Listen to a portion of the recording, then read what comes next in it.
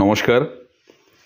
ঠাকুর, মা ও স্বামীজির শ্রীচরণে শতকোটি প্রণাম জানিয়ে আজ আমি আপনাদের কিছু তথ্য শোনাতে চাই শ্রীমৎ স্বামী স্মরণানন্দজি মহারাজের সম্পর্কে। শ্রীমৎ স্বামী স্মরণানন্দজি মহারাজের জন্ম হয়েছিল 1929 সালে তামিলনাড়ুর তাঞ্জাভুর জেলার আন্দামি নামক গ্রামে। খুব অল্প বয়সে মাকে হারিয়ে তাকে তার আত্মীয়ের কাছে রেখে লালন পালন করা হয়। ছাত্রজীবন থেকেই তিনি ছিলেন খুব মেধাবী। 1946 সালে তিনি খুব ভালো ফলাফলের সাথে চেন্নাইতে তার মাধ্যমিক বিদ্যালয় শেষ করেন। তার বাবা নাসিকে কর্মরত থাকায় সেখানে গিয়ে বাণিজ্যে ডিপ্লোমা কোর্সে সম্পন্ন করেন তিনি। পরে 1949 সালে তিনি মুম্বাইতে স্থানান্তরিত হন, যেখানে তিনি একটি চাকরি গ্রহণ করেন এবং পড়াশোনা চালিয়ে যান। রামকৃষ্ণ মিশনের মুম্বাই শাখার সাথে তার যোগসূত্র তৈরি হয়েছিল যখন তিনি 20 বছরের তরতাজা তরুণ। এই যোগাযোগ তাকে সন্ন্যাসের পথে নিয়ে চলে।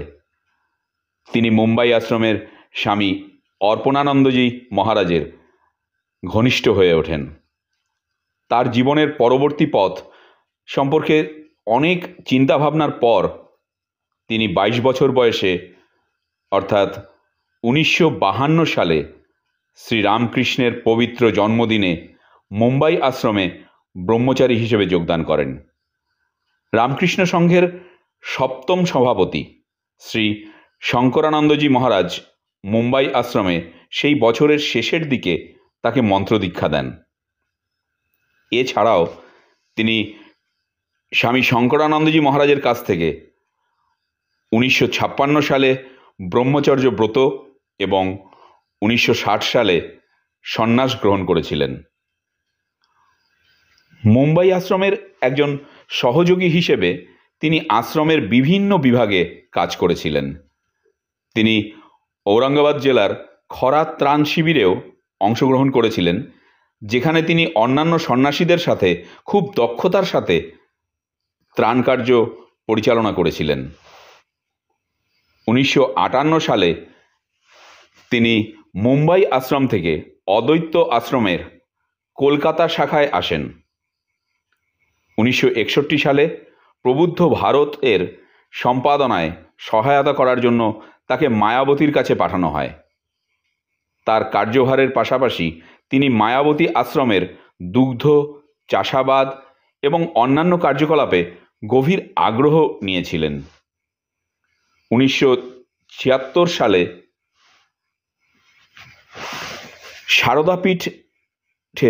সারদাপীঠের সম্পাদকের দায়িত্বভার গ্রহণ করেন।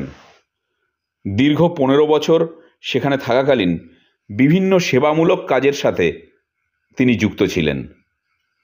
1978 সালের বন্যায় সহ সন্ন্যাসীদের সাথে তার সেবা এক অনন্য দৃষ্টান্ত হয়ে আছে। 1991 সালের ডিসেম্বরে তিনি চেন্নাই রামকৃষ্ণ মিশনের অধ্যক্ষ হন। বর্তমান চেন্নাই মঠের নির্মাণ কাজ তার আমলেই শুরু হয়েছিল।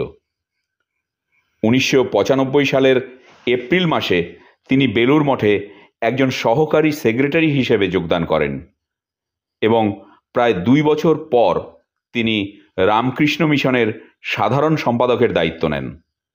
সাধারণ সম্পাদক হিসেবে তিনি 2007 সালের মে মাস পর্যন্ত দীর্ঘ 10 বছর ধরে বিশ্বব্যাপী রামকৃষ্ণ আন্দোলন পরিচালনা করেন। তারপর 2007 সালে রামকৃষ্ণ সংঘের সহাধ্যক্ষ নির্বাচিত হন। 2017 সালে শ্রীমৎ স্বামী আত্মস্থানন্দজির মহাপ্রয়াণের পর